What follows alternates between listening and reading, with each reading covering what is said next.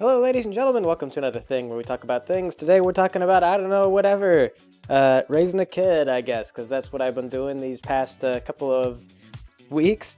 Claudia ran out of maternity leave, so now I've been looking after Miles for most of the day. Daycare is pretty expensive, so we're saving quite a bit of money by having me stay at home and look after Miles. I thought that maybe he would sleep on a somewhat predictable schedule during the day.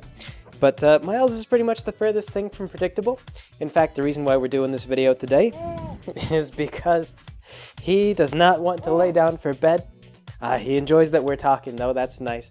But he doesn't want to lay down for bed. Every time I've tried to put him in his crib, he eventually wakes up, and then he's mad because he's being neglected. So I've got him here in his baby carrier, which he's actually big enough for now.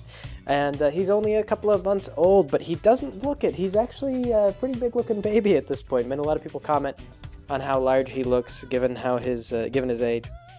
Yeah, one of the few things that we learned really early on with raising this kid is that they don't really have a schedule. So you kind of wake up when they wake up. You feed them when they want to be fed. Breastfeeding and bottle feeding are a little bit different. With bottle feeding, you know exactly how much they're getting. With breastfeeding, there's no telling. So Claudia will breastfeed sometimes, and he'll go for maybe 3 hours without being fed. But if I feed him with the bottle, he's got about 2 hours in him. And she heckles me because she's like, "Well, why don't you just wait and see if you can hold him out? Like if you hold him, he'll not cry so much." But that's not true. After I've fed him, I'm pretty sure he just wants to eat, and there's nothing I can do.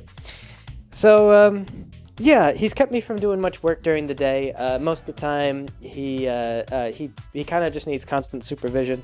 He'll go to sleep, but I can never tell if he's going to be sleeping for like a half hour or 15 minutes or what his deal is going to be.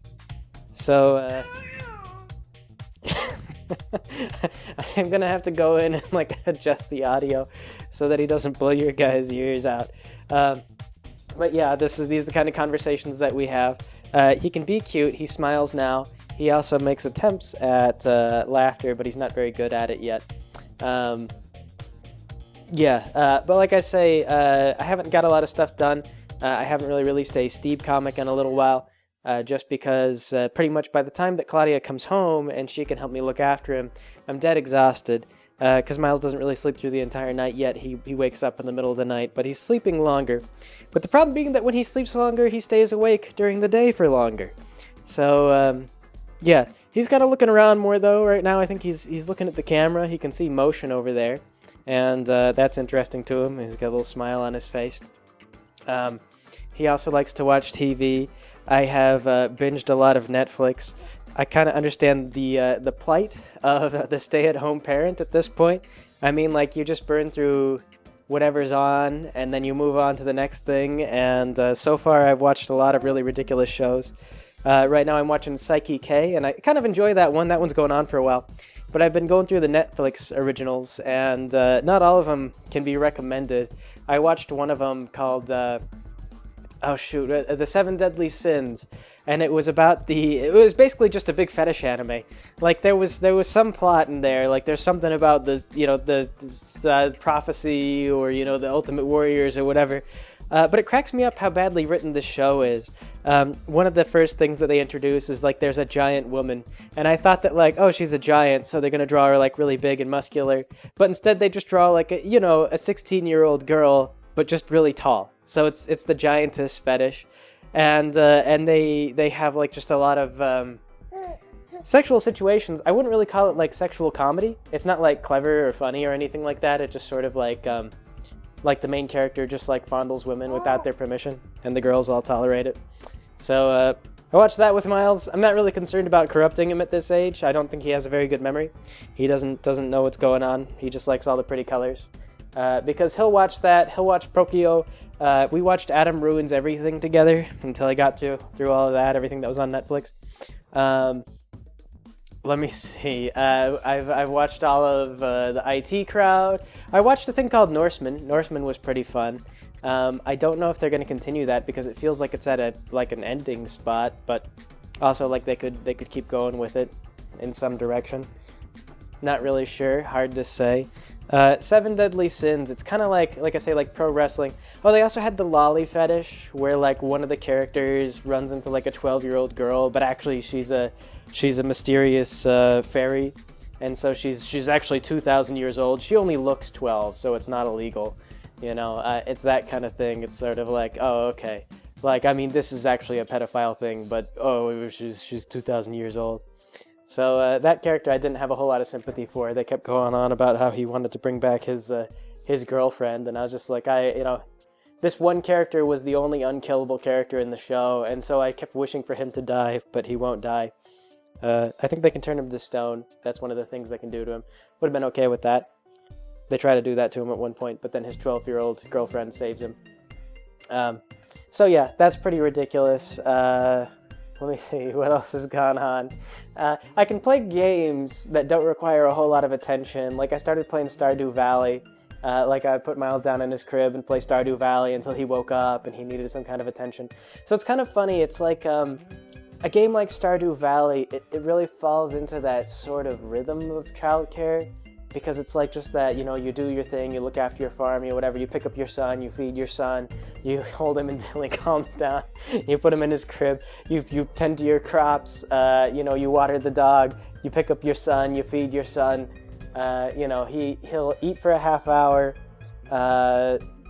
fuss for like a half hour, sleep for a half hour, wake up, and then I gotta go prepare his milk. Yeah. So sometimes Claudia's parents come over and they look after him, and they kind of help us out. We appreciate that they do that when they do.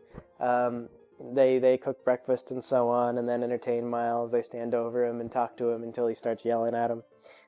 He does reach a point where he gets tired of the social interaction, and he'll start shouting at you, which we think is really funny. We enjoy when he has over-the-top reactions because starting off when they just come out, all they really do is cry. They just have hungry, like it's the only emotion that they feel.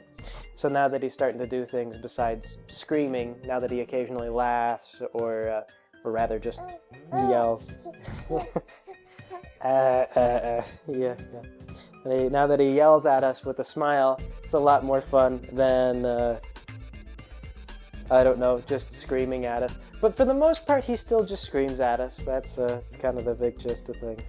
My parents also come over too. They live fairly nearby, so they swing by when they can. My dad's due to retire pretty soon, so I think he's thinking about coming over a lot more often after he's done with his work. Oops, we're still recording. We're just bashing our head against my hand here.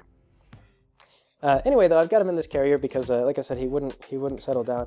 At first, he wouldn't tolerate being in the carrier because he was a little too small for it, and it was really uncomfortable. But now that he's big enough, it's pretty great. It looks like he might be getting tired, which is exactly what I'm going for. One thing I used to do, and I really appreciate PetterUp a lot more for this because I would put on the Funky Way FM stream. This is something that PetterUp did art for. He's done a lot of stuff for Funky Panda and what was the other one? The Black Cat. Gosh dang it! Now I don't remember. Not cat music. I don't know. I don't remember. Gosh, why can't I remember this? Monster Cat. It was Monster Cat. He did a lot of work for Monster Cat. But anyway, though, he did this art for this stream called Funky Way FM for Funky Panda. And I also did commercials for it. So you guys should check that out if you want to hear some commercials done by me. This is like a thing I did a while ago, but I got a couple of things on there. Frank's Funkadelic Cars is one of them. There's some like legal thing that I've got where there's like two things. One thing is like, come and get your funk removed, and the other one is like, have you had your funk removed? Contact our law associates to get a settlement. And then there's like luchador masks or something is another one. We had a commercial that we did that was like a robot trying to lure the panda, the mascot, into like a trap. Because PetterUp and I talked about sort of, he had his own lore in his head for the panda, and that often inspired him to draw things. Like whenever he has to draw backgrounds for this company, he'll draw kind of a story.